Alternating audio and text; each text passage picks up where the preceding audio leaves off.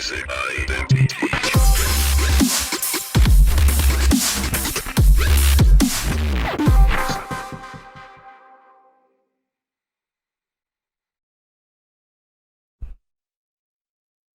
Hello and welcome, ladies and gentlemen, to the first part of this video series on getting started in FL Studio. Outside of the introduction that I just recorded, but anyway, in this part, I want to talk a little bit about what you need to get started in FL Studio, and also a little bit about what I recommend getting, to make life a little easier. Maybe make things a little bit more fun when you're producing music. So, first of all, obviously you're going to be needing a decent PC. Basically, the most important parts in your PC is going to be your CPU, so you need a decent processor. And you also need a decent amount of RAM. I would recommend, a minimum of 4 gigabytes of RAM, more if possible. Like my machine is running 24 gigabytes of RAM. I'm not saying that's necessary. I've never used nearly that much in music production, but I used to run 8 gigabytes of RAM, and that was an issue at times. So, but then again, my music is really advanced compared to what we're going to be doing now, starting out.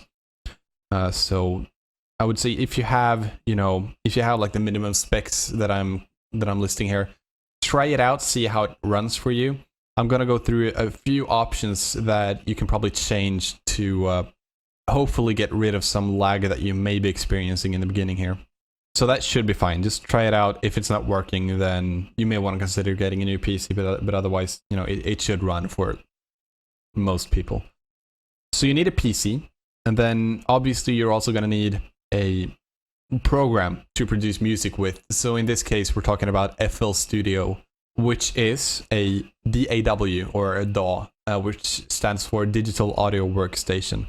There's a few other options there. So there's, for example, some programs. There's one called Reason, one called Reaper. Reaper is a free program, which it doesn't come with as many features and things like that, but it is free and it does work for producing music. There's also a program called Cubase and a program called Ableton Live. Ableton Live is a very popular alternative. So I've used all of those, and after 10 years, I'm still running with FL Studio. It's fairly easy to get into compared to the other ones, and it's still really good in comparison. Like even when you get to like an advanced level, FL Studio is still very good for producing some pretty advanced stuff. So if you're getting FL Studio, there's a few different options, and I'm going to go through them here. So let's hop onto my computer screen here. There we go.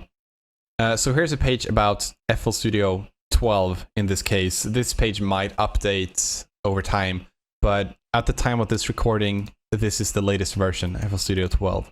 Here's the link up here by my mouse pointer in case you want to copy it. So it's imageline.com. That's Imageline is basically the company that makes FL Studio. So it's on their webpage. So on this page, you'll find a lot of information about FL Studio 12, what's new compared to the older versions. So you can read here about it if you like. Down on the bottom, there's a few very useful links in this case. So if you want to try it out before you buy, there's a link to the FL12 demo version. So that has a lot of limitations. If you're installing the demo versions, you're probably not going to be able to do some things that I'll be going through in this series. But you can definitely install the demo and just try it out, do what you can, and see if it works on your computer and all of that. And if you want to buy it, there's a few different versions there. So there's the Fruity bundle, the Producer bundle, the Signature bundle, and the All Plugins bundle. You can't see the prices here. Give me a second here, guys. Okay, here we go. So excuse me for that. Now, here is the prices for the different versions. Personally, I'm running the Signature bundle. So the next best thing, basically. The different bundles has a few different options. It comes with, more or less, sounds and plugins and all of that. I'll be going through some of that in future parts of the series if you're not familiar with what I'm talking about here. But you can go through all of this and choose whatever version works for you.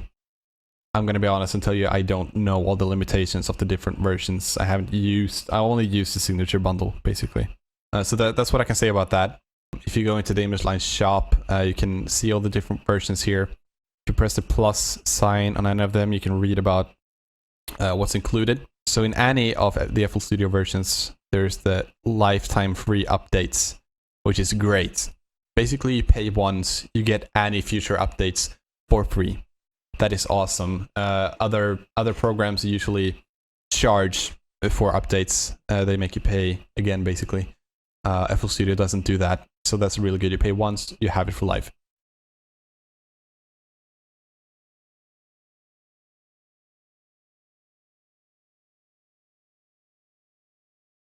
Now, whoops.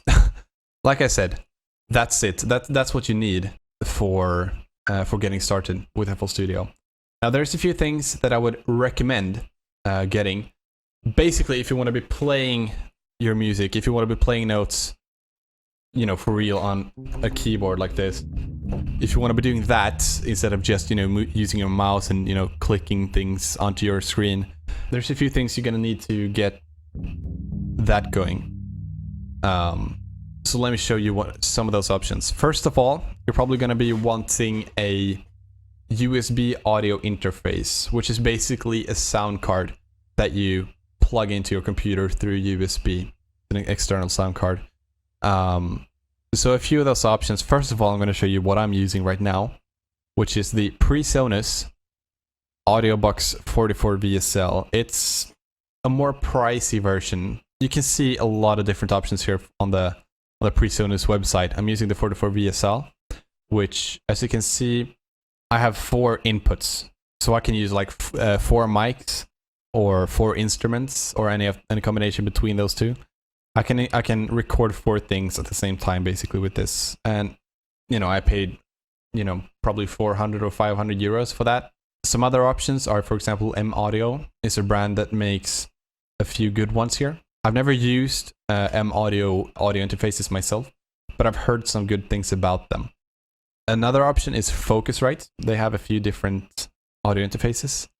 Another one, Line 6. I've used this Pod Studio, which it's more aimed towards guitar players. This is very good if you're going to record like a lot of electric guitars and things like that. This comes with some good software for that. So it might be an option if you want to record a lot of guitar stuff, basically. And of course, there's websites like this one that lists a lot of different options. Here is some of the cheapest audio interfaces that I could find. As with everything, the basic rule applies that you get what you pay for with this stuff. So if you're gonna get an audio interface, I wouldn't recommend cheaping out. Just check out some different reviews and things like that, and basically decide what you think will work for you with your particular needs. Now, if you're gonna be getting an audio interface, that would probably be if you want to get a MIDI keyboard. So a MIDI keyboard is like a normal keyboard, but it doesn't have any sounds built in, but basically it needs to be plugged into a computer, and you get all the sounds from FL Studio. Basically, that's where you have all your audio from, and this just controls FL Studio through your computer. That's the easiest way I can explain that. So yeah, if you want to be playing music and not just pushing it onto your screen with your mouse, I would recommend getting a MIDI keyboard, and there's some different options. This is the one I'm using, the Komplete Kontrol S series from Native Instruments. Another version is, for example, this M Audio Keystation 49 ES. This is like the first MIDI keyboard that I ever bought and used. I got this one for like 100 euros probably, and my new one is more like 600 euros. So the difference in price is big. But as you can see, you have a lot more, buttons and knobs and things like that. A little bit more advanced features on this one. On the M-Audio one, there's a lot less that you can do with it, but it does have the basic features, basically all you need to get started with it, and it's a lot cheaper. And of course, you can Google if you want to find other alternatives there. So that's all the things I would recommend getting when you're just starting out. Of course, as you keep going, learn new things, you're probably gonna want more equipment. I have a lot of stuff. I spent a ton of money on music production equipment.